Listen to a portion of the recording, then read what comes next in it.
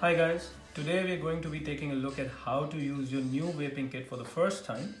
This video is aimed for those who are just starting their vaping journey, so we will make sure that this video is as user friendly as possible. In this video we will be covering every aspect of White Shadow.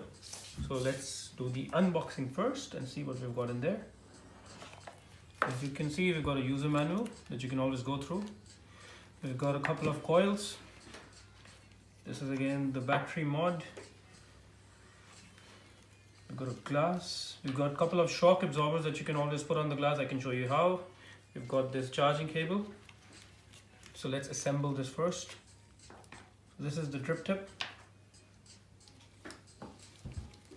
So we'll make sure that whenever we screw the coil, it's nice and firm, because if it's not, the vape won't work. So this is nice and tight. Then we'll install the glass.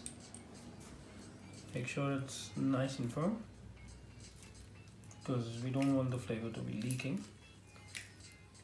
Yep, that's the drip tip. So before we install the drip tip, we can always put 2 drops of flavor inside the coil, and then we can fill the flavor and we put it around the coil. So we'll do that now. So just 2 to 3 drops of flavor inside the coil so that the cotton is not dry and it's completely soaked enough, which is called priming. And we'll do that every time we install a new coil. Then we'll put the flavor around the coil so that we can start vaping. That's good enough.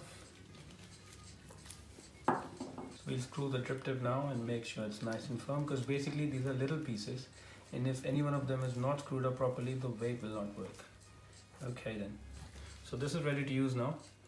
So how do we turn the vape on? We will press it 5 times this fire button consecutively to turn it on, and we'll do the same to turn it off. So we'll do that now. 1, 2, 3, 4, 5. There we go. We're ready to use now.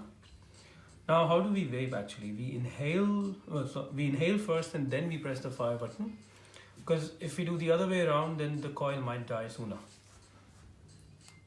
Now after a while of using your vape, if you smell something burning in your vape, then it means that it's time for you to change your coil. And always just make sure that whenever you put it in your pocket, your vape is turned off so that you don't accidentally burn your coil. Thank you.